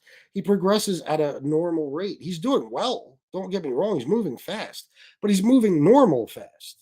He's not, you know what I mean? There's nothing suspicious at all going on. This shit, it does need to be called out a little bit, and I'll tell you why. Because since then, at least one other person has done it. I got a text today about somebody who went up Angel said on her show today, she was watching, and right before her eyes, like while she was watching, the number jumped like 30 people. That means 30 people all at the exact same time press subscribe. It happens in real time. And, this is a person who I know has been stuck at the same spot for a long time, within the same 100, and now has almost doubled their subscribers. Like that. In a day or two. So this is going to become like an epidemic here, okay? Everybody's going to be doing this shit on here. Now everybody's just going to come on and buy fucking subs. Come on, listen, I'll tell you right now, I would rather have 4,000 legitimate subs than 100,000 who don't give a fuck what I'm doing, saying, have no interest in me. I don't understand why people will do it. But when you come on my show and you guarantee me with $500 behind that guarantee that you will have 4,000 subs by Valentine's Day, you're full of shit once they start rising. Okay, and I'll tell you why. Nobody can know that. Do you understand? I'm going to have a giant guest on. Well, I'm gonna have a couple coming up. One Tuesday is pretty big, but the one after that, huge celebrity. Okay, and I'm not going to count on gaining even 50 subs. I hope I gain some, but I'm not doing it for the subs. I don't have it in mind, a number I'm going to be at. You know why? Because I learned one thing. You have no idea when you're going to gain subs. You don't know. Everybody thinks, I know what I'll do. I'll gain subs doing mob shows, or I'll gain subs doing this. No, it might not work, or it might work in a very minuscule, it might be a very barely noticeable difference. You might go up 300 in 3 months, something like that, whatever. There's no way to know. And when you tell me, you don't even make a bet and say, listen, if I don't get up to 4,000 by Valentine's Day, I owe you $500. If I do, you owe me $500. No, this guy came on here and said, FBS, I guarantee you I'll be at 4,000 subs by Valentine's Day. And if I don't, I'll pay you $500. Plus, I know Jeff, no offense, Jeff is not quick to hand out money. So I'm like, wait a minute. You know that.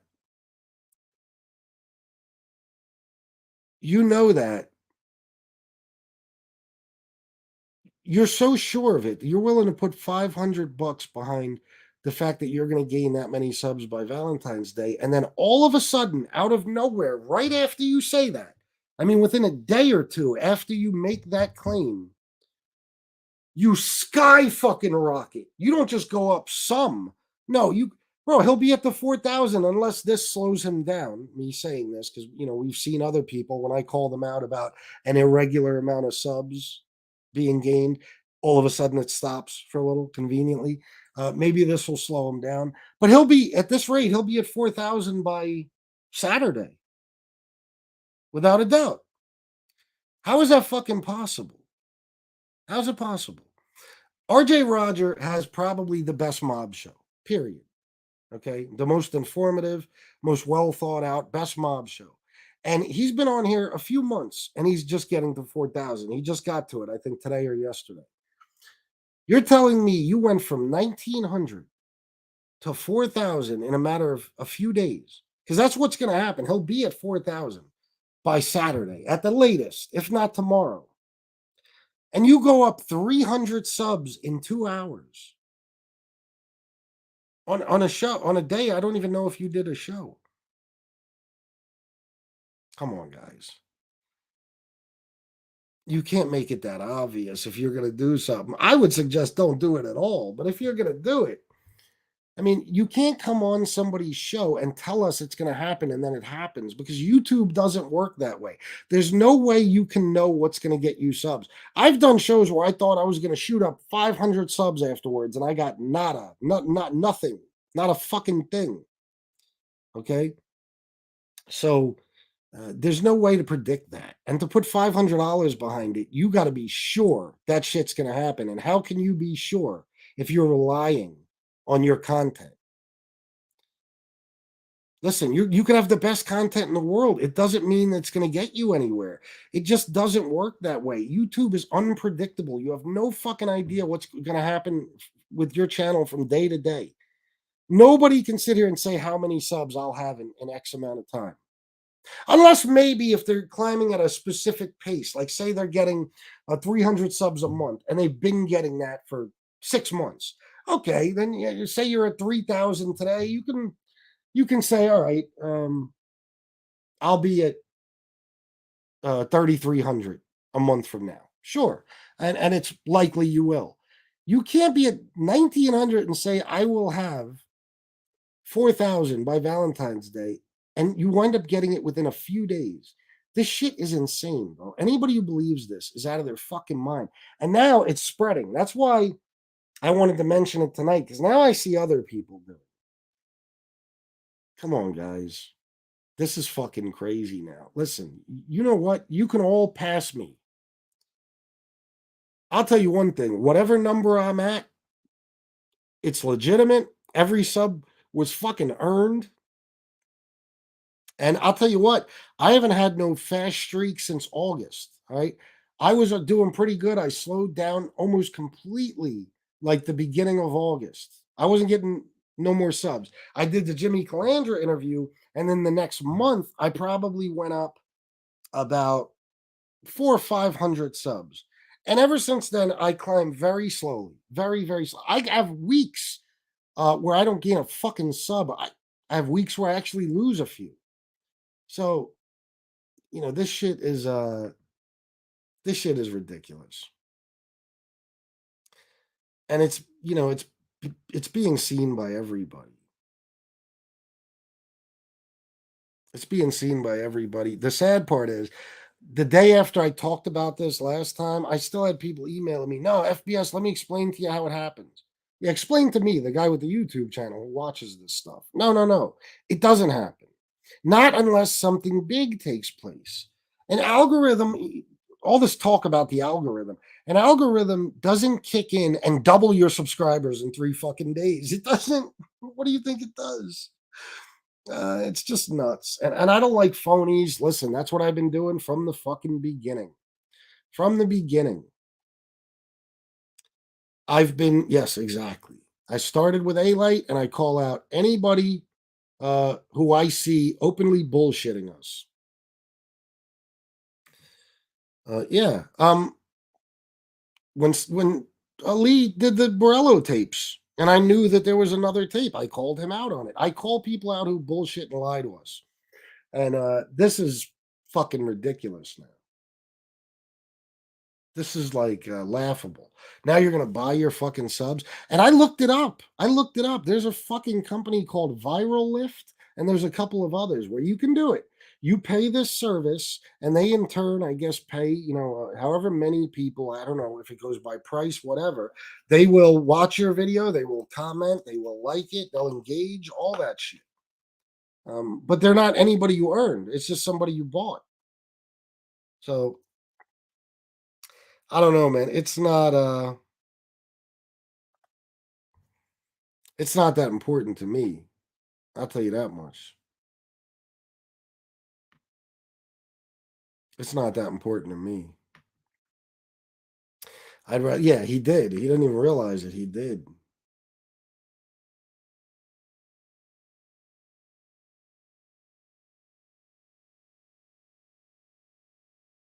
Oh, Mustache Pete, first super chat. Thank you very much, Mustache Pete. I was giving up hope again. 4.99. The only legit thing rising on Jeff's show is his high chair so he can see over the keyboard. Listen, Jeff is good at what he does. He is. I said it the other night. He's good at what he does. He's good with these mob shows, but you can't pull the wool over our eyes with that. I don't think Jeff realizes that we've been watching since I've been on here, and all of us, all you guys in the chat have been watching all our shows. You know how channels grow. They don't grow like that. It doesn't matter. It doesn't matter. Jeff, you've been on here for however many months, but you've been doing the same thing. You're not doing anything different. Why would that happen? Because you had a guy who was in jail with fucking Carmine Persico and Tommy Reynolds? What? If I had Tommy Reynolds himself on this show tomorrow, I wouldn't go up. I might go up a few, if that. Like, now, if you could bring Carmine Persico back and put him on the show, okay, you'll skyrocket. But it just doesn't happen that way, man. And I'll tell you another thing. People are cheap with subbing. I told you, I look at my analytics. 50% of the people that watch my show are not subscribed. They're not. I can't subscribe, everybody, please. They won't. For some reason, they act like it costs them fucking money. I don't know what it is. People are very cheap with their subs. You could have an amazing show, and a lot of people still won't sub to you because it's not you they're into, it's that one show. So they'll watch that show and they'll just be done with you.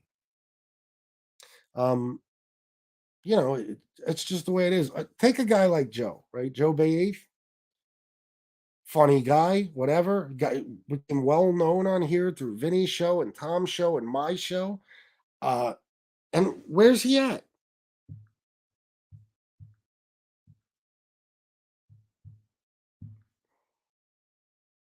$367 subs. Now, regardless of your opinion on Bay 8th,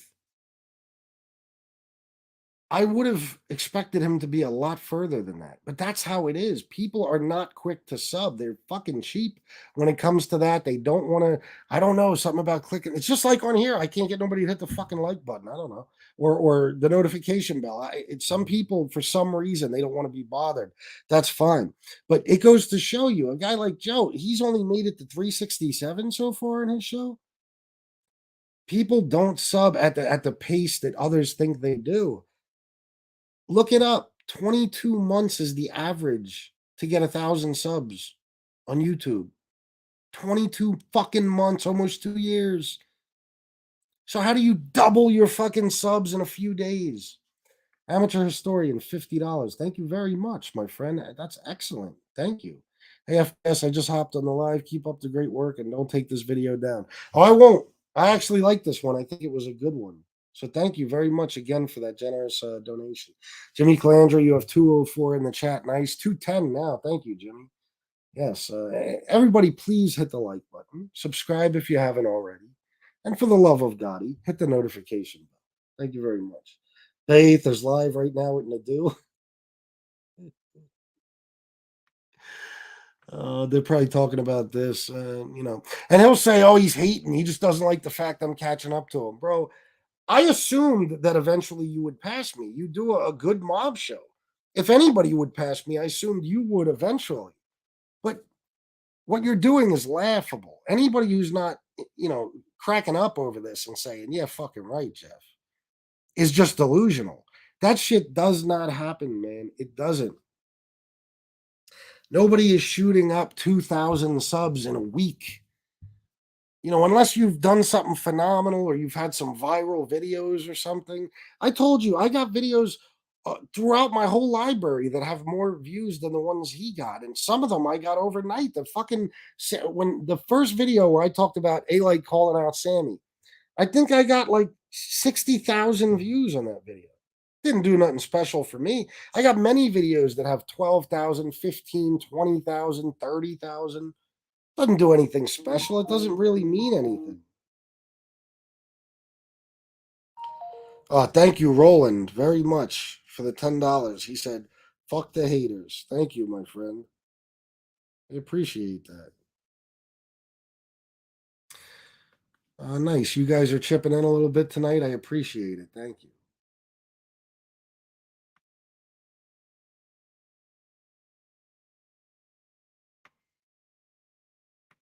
FBS, stop talking about subs. You're making me hungry. You're not kidding, bro. I'm fucking starving. I'm hungry as fuck. I gotta go eat shortly, which I shouldn't be doing. I should take my ass straight to bed. Look, I'll give you an example. You want to see how crazy shit is? I had 4,357 subs all day. I went down 10 subs. Explain that. Happens all the time. That's odd. 10 to go down 10 in one day is odd. But I'll go down. It'll happen all day. I'll be at a certain number all day, and then I'll drop 3. And then when I wake up, I'll be up 15. Like it doesn't. It's weird. It doesn't make sense. Nadu better lower the volume because Baith will wake up his parents. Mustache Pete, you're the fucking best. So yeah, man. So listen, I don't know what to say. What's up, Todd Father? Thank you, Carlos Munez. I don't know what to say about all this shady shit going on, but it can't be denied. It just can't be. It doesn't happen, and now we see it happening to somebody else. How did your subs double in a matter of days, and you haven't done anything new either? I checked this person's views. There was no video that got a tremendous amount of views, or even a decent amount in the last few days. How the fuck did you double your subs? How is that possible? When you've been stuck at the same amount for fucking 3-4 months. FBS, stop talking about subs. You're reminding me Hootie has to take his meds. Yeah, it's shady shit, man. It's crazy. I don't know. I was talking to another creator about this today, and we were like, why would you want to do that? Why would you want fake subs? I don't know. But I guess some people, you know what it is, and this is why I totally suspect Nadu of this. You guys already know Nadu is all about the image of winning. You know, win, win, win, win, win. Nadu always gets his way. Nadu's gonna win no matter what. I win, right?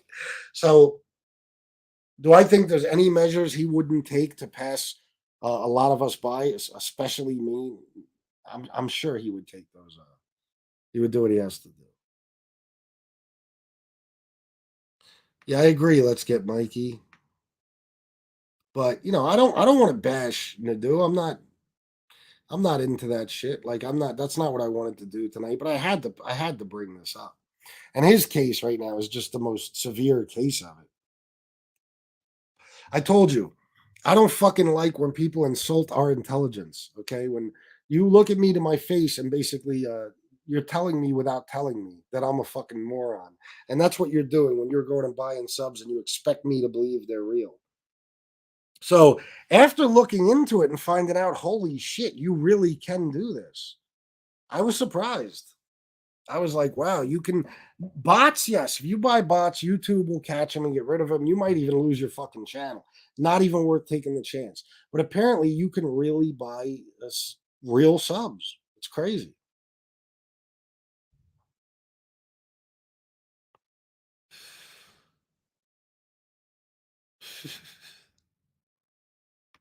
Chat, keep talking about the offer to anyone in their chat. I will fight in a do. Bay 8, Tony Pizza League call. I don't care for 5 bands. They don't pay anything. If I win, they get paid if I lose. All right. Let me see something.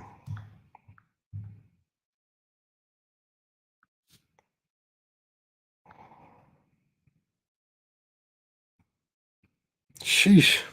What's the date? It's the fucking 28th. Oh my god. Oh, it's the 28th now. Okay. All right. Still got a couple days. All right. So oh, is it really? Oh, so they are talking about it. Oh, it is. It is. I just saw that. Wow. Well, this is where Nadu probably says, listen, I heard people been saying I'm buying subs. They're just hating. My show is just better than theirs. I can already tell you what he's saying. And they're jealous that I'm about to pass them by. Okay. All right. Listen. And you know what? Like Lee won't mention this.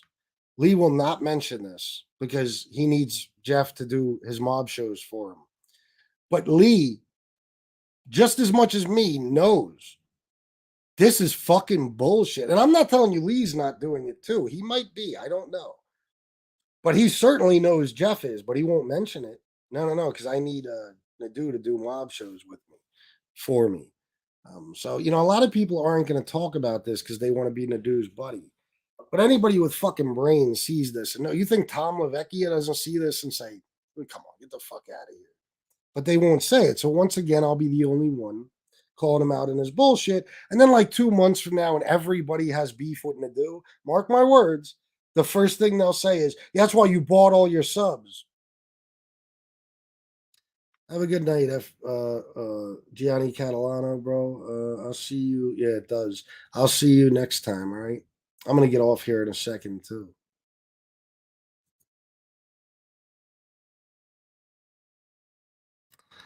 Lee went up 120 subs today? No, he didn't. Social Blade shows what? Wait a minute. He went up 120. Are you serious?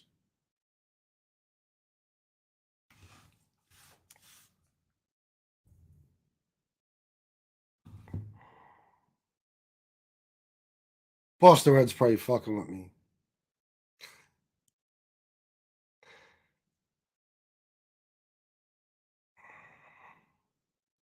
What does Social Blade show, Mafiology 101? What are you saying?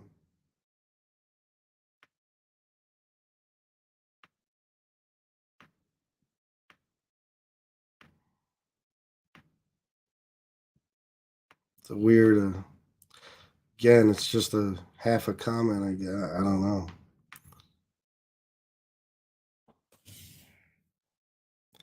Yeah, well, listen, I got my opinions on all that.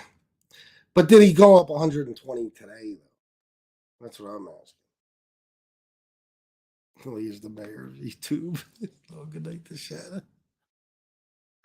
Oh, shit.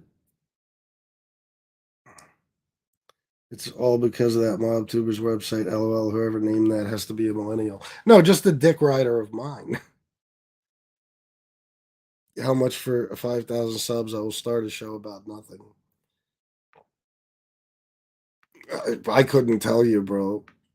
I don't know.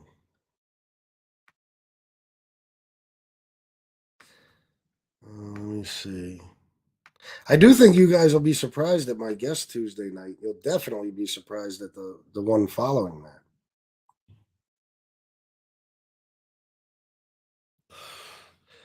Did he really? Oh my God.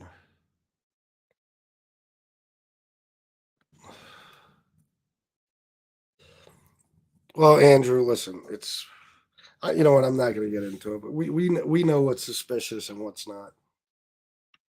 Got this Brooklyn guy, Vinny, acting like Don Gambino, calling, do you mean moratoriums?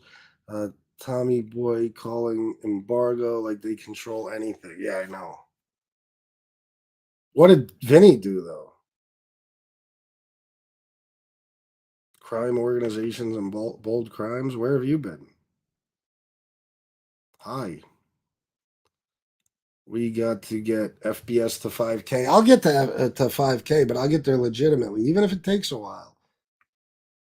Oh, go to Social Blade to see their numbers. I don't know. I don't fuck with Social Blade. I don't really care about other people's numbers. I just, unless, when shady shits like this is happening, I pay attention. But that's funny. They kind of look alike, though. You got to admit. Yeah, and then he had the wrong picture up the other day. It wasn't Paul Vario.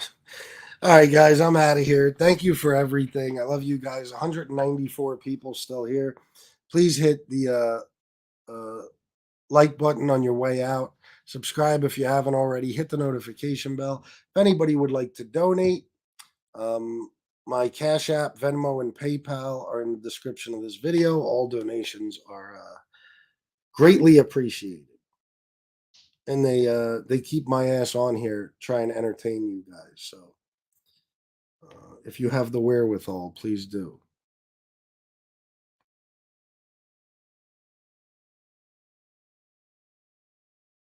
No, he was talking about Gunsmoke. It wasn't me. But I'll let Gunsmoke tell that story. There you go. There's an idea, Magilio. All right, guys, I'm out of here. Thank you for everything. I love you all, and I'll see you next time. Salute.